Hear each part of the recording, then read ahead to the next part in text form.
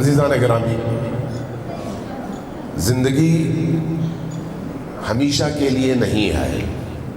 زندگی ایک عارضی امانت ہے میرے اور آپ کے ہاتھوں میں۔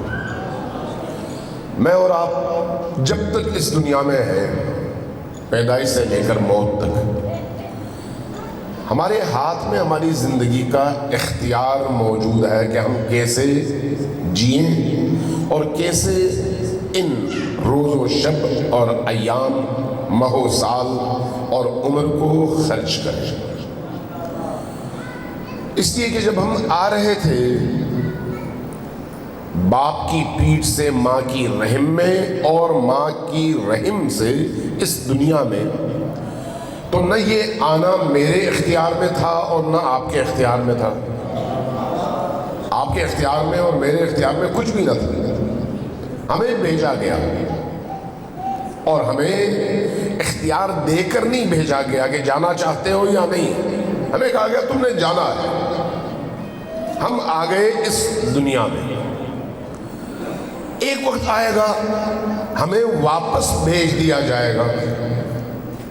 وہ جو واپس بھیج دیا جائے گا اس میں بھی ہم سے کوئی پوچھے گا نہیں کہ تم نے واپس جانا ہے یا نہیں جانا، بلکہ کہا جائے گا تمہاری مدت پوری ہو چکی ہے، دانا پانی ختم ہو چکا ہے، اب تم نے واپس جانا ہے۔ یہ جو دورانیہ ہے آنے اور جانے کے درمیان، یہ ایسے ہی ہے جیسے آپ اس وقت امام بارگاہ میں تشریف فرما ہے۔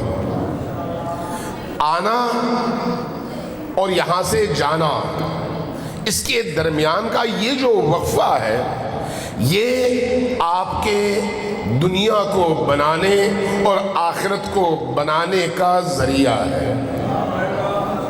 چونکہ جب آپ گھر سے نکلے یہاں تک آئے، آپ نے اگر نیت کی کہ میں نے عزائے حسین میں شریک ہونا ہے، اگر آپ نے نیت کر لی کہ میں نے ذکر حسین کی مجلس میں بیٹھ کر حسین سے دل لگانا ہے، اگر آپ نے نیت کر لی کہ ذکر حسین میں چند قطرے آنسو بہا کر میں نے بی بی کی بارگاہ میں تعزیت بھی پیش کرنی ہے اور اپنے دل کو اس بارگاہ سے جوڑنا بھی ہے، تو اسی نیت کے نتیجے میں یہ جو آپ کی یہاں پر موجودگی ہے چند گھنٹوں کی، یہ آپ کے لیے بہشت اور جنت کی شکل اختیار کر لیتا ہے۔